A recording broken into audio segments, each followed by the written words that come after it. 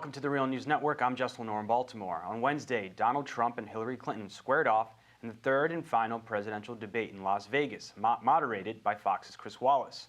In one of the most eye-opening moments, Republican nominee Trump did not say whether or not he would concede if he were to lose the November 8th election. Here's that clip.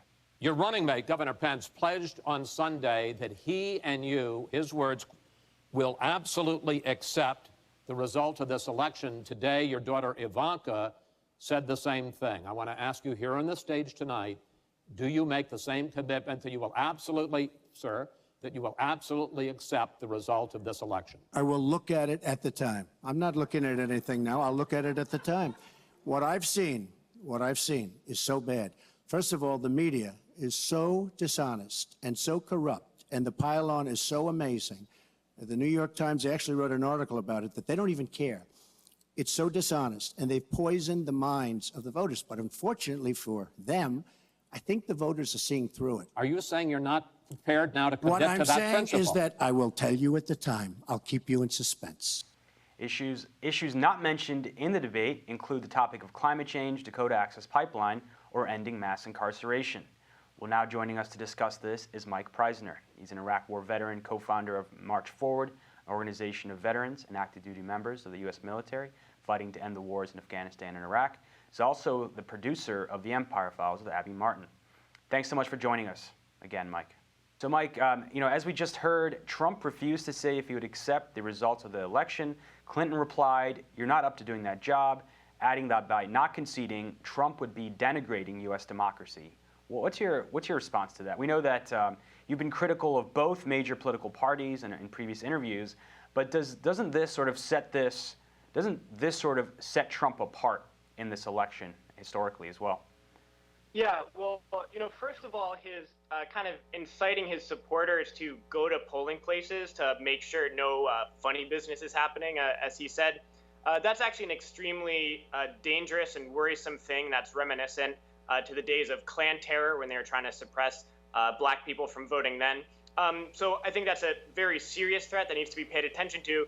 And when Trump and his surrogates are repeating this thing about voter fraud and double voting and things like that, they actually are talking about a real voter suppression project, but one that's being carried out by the Republican Party to purge hundreds of thousands of people, possibly millions of people from the rolls using a completely faulty system, those people mostly African American and Democratic Party voters. So there really is a serious voter fraud or voter suppression act taking place, but it is being done by the Republican Party.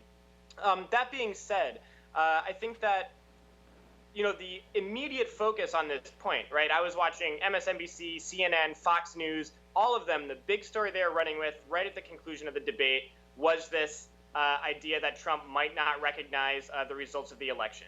But the reason that they are so completely focused on that point is not because he's really wrong that the elections in the United States are rigged in a lot of ways, unfair in a lot of ways.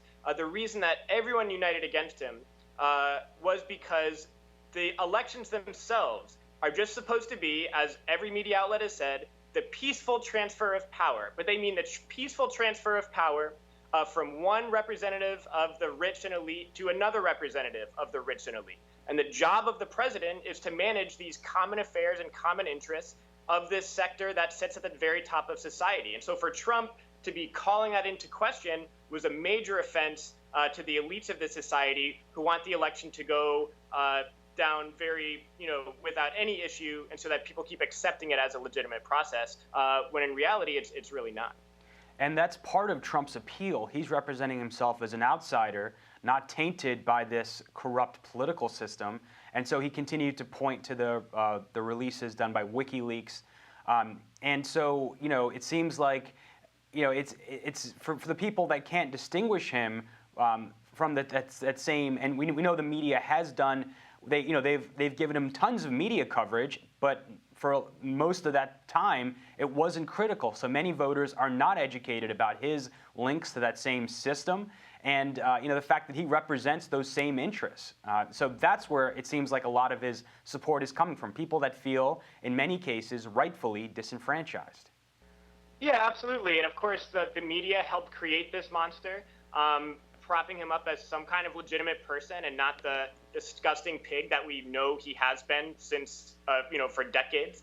And so, of course, they play a big role in it. But I think what's happened is, all the sectors of the establishment, from the military to finance, all the major centers of power in the United States have turned against Trump because they want someone who's going to work for all of them. And Trump, very obviously, is just in it for himself, like the selfish billionaire that he is. And so we've discussed how previously the issue of climate change has not been raised. Donald Trump, through the primaries and to this point, has not been asked a direct question about this. And we already knew that wasn't one of the topics, but Hillary Clinton also failed to mention this. And it comes at a time when she needs support of younger voters, and this is a main issue for them. And it also comes at the time of WikiLeaks release, where she, brushed aside concerns from the environmental movement over the issue of fracking. Did she miss a big opportunity here?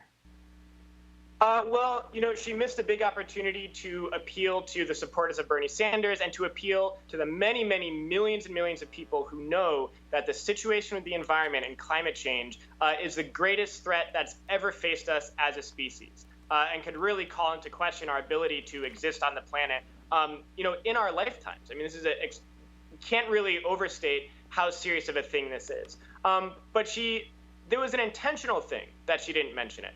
We know Donald Trump, of course, would be catastrophic for the environment. He wants to get rid of every single mild regulation that there is on big corporations to pollute as they please. But Hillary Clinton very deliberately did not say anything real about climate change. And that's because she is still representing the interests of the world's biggest polluters. And we know from these Podesta emails, from WikiLeaks, we know that she was secretly supporting the things that she's trying in some circles to say that she's against, fracking, all types of environmental activism. And so she's still representing those interests, the interests of the big polluters. And so it wasn't an accident or a mistake that she didn't mention it in the debate. It was a deliberate thing to let her sponsors know that she's still on their side.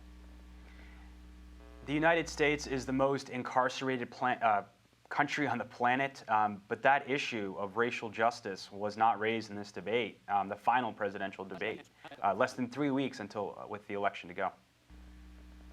Yeah, I mean, we're in a political situation in this country that hasn't been seen in decades. Millions and millions of people are in political motion. People from the most oppressed communities in the United States are risking everything to be in political motion, to be in the streets.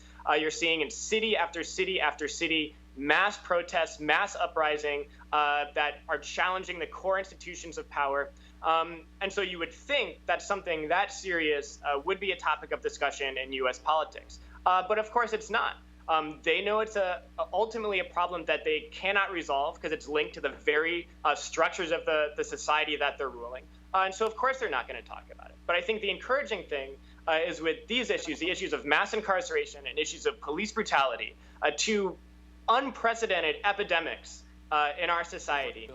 It doesn't matter that Hillary and Trump aren't talking about them because something has started that's not going to stop until victories are won, and that's a groundswell at the grassroots from the people. And whether or not Trump and Clinton want to address it when they need to address it, that's a force that's not going to be stopped by just them ignoring it in the debates or in their campaigns. And Mike, the moderator, Chris Wallace, actually asked a sharp and direct question to Hillary Clinton, an issue that you raised in our previous interview, which is, if you support a no-fly zone in Syria, he brought up the reasons that President Obama and the head of the Joint Chiefs of Staff doesn't support it because, as you've raised, that requires basically going to war because there's Russian anti-aircraft installations in Syria, and creating a no-fly zone is going to require the destruction of those. And so, that's going to push us dangerously close to a much greater conflict. And Hillary Clinton, she defended those comments, invoking the images of those Syrian civilians that are dying en masse in Syria. Give us your response to that. She doubled down on the no-fly zone. Yeah, I mean, just to reiterate, a no-fly zone means, as its first act, bombing massive amounts of Syrian military installations and all of their anti-aircraft capabilities. That's launching a war against the Syrian government, of which millions and millions of Syrians support, which is a violation of international law and is a war crime. Beyond that, Hillary Clinton, in their emails that were leaked, acknowledges, and from the speeches that she gave to big banks, acknowledged that despite what she says on the debate stage, that a no-fly zone will, number one, kill a lot of Syrian civilians, and number two, require U.S. forces on the ground much more than she's been talking about on the debate stage of limited special operations forces. And beyond that, everyone in her inner circles, everyone in the military establishment acknowledges that the third thing that this will do is very likely provoke a war with Russia, which is a nuclear power, and a war with Iran. And so, I mean, these are the types of things that start world wars. The belligerence from the imperial arrogance of these people who get to control the biggest military in U.S. history and act with such reckless belligerence just to get these kind of short returns, that they can throw the world into a massive catastrophic war. That's exactly what's the potential for Syria is. Hillary Clinton has said that she wants to make a regime change in bombing Syria her #1 priority in office. And if we look at her track record from not only being for the Iraq war, but fighting to make other Democrats for the Iraq war, taking the lead on Libya, which was a complete catastrophe for the people of Libya, and we see it now. Everything that she has touched has blown up in disaster, but she hasn't been able to touch something this serious yet. And so I think, regardless of Trump winning or Hillary winning, the danger of a new phase of war for the United States is very real, and we need to be prepared for that on day one. All right, Mike Prysner, thanks so much for joining us, for continuing this discussion about the presidential election. We appreciate it. Thank you. Thank you for joining us at the Real News Network.